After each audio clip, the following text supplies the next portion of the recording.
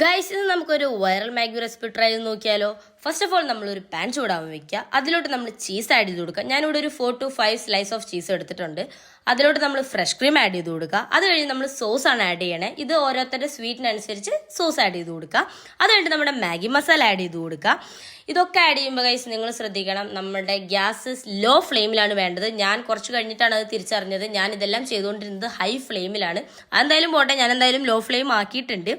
അപ്പോൾ ഗൈസ് ഇത് കുക്ക് ചെയ്യുമ്പോഴാണെങ്കിൽ എൻ്റെ എക്സ്പെക്ടേഷൻ എന്തോ വലിയ ഹൈപ്പിലാണ് ഗൈസ്. ഞാൻ എന്തോ വലിയൊരു സാധനം കുക്ക് ചെയ്ത് വീട്ടിലെല്ലാവർക്കും കൊണ്ട കൊടുക്കാൻ പോവുകയാണെന്നുള്ള ചിന്തയാണ് എൻ്റെ ഉള്ളിൽ ഫുള്ള്. ഞാനാണെങ്കിൽ ആ ഒരു എക്സൈറ്റ്മെൻറ്റ് കൂടി ജസ്റ്റ് ട്രൈ ആക്കൽ മാത്രമല്ല, എൻ്റെ മെയിൻ കുക്കിംഗ് പോലെ ആക്കി ഞാനത് എല്ലാവർക്കും ഉണ്ടാക്കി ഗൈസ്. അങ്ങനെ നമ്മുടെ മിക്സിങ് തുടങ്ങി. അങ്ങനെ അത് നന്നായി മിക്സ് ചെയ്ത് വരുമ്പോൾ നമ്മൾ അതിലോട്ട് കുറച്ച് ചില്ലി ഫ്ലേക്സ് ആണ് ആഡ് ചെയ്യാൻ പോണേ. നമ്മുടെ സ്വീറ്റ് ബാലൻസ് ചെയ്യാൻ വേണ്ടിയിട്ടാണ്. അപ്പോൾ നമ്മൾ ചില്ലി ഫ്ലേക്സ് ആഡ് ചെയ്ത് കുറച്ച് വെള്ളം ഒഴിച്ച് തിളപ്പിക്കുക. അത് തിളച്ച് വരുമ്പോൾ നമ്മളുടെ മാഗി ഇട്ട് കൊടുക്കുക. അപ്പോൾ അത് നമ്മൾ ബോയിൽ ആവാൻ കുറച്ച് ടൈം എടുക്കും. അത് ബോയിൽ ആയി കഴിയുമ്പോൾ നമുക്ക് എല്ലാവർക്കും അറിയാലോ, ഓരോരുത്തരുടെ പാകത്തിനനുസരിച്ച് മാഗി ബോയിൽ ചെയ്തെടുക്കുക. അത് കഴിഞ്ഞ് ഗൈസ് ടേസ്റ്റിംഗ് ആണ് ഗൈസ്. ഇത് ഞാൻ എക്സ്പെക്ട് ചെയ്ത എൻ്റെ ഒരു 5% പോലും വന്നില്ല ഗൈസ്. ഇത് സത്യം പറഞ്ഞാൽ എനിക്ക് ഇഷ്ടപ്പെട്ടില്ല.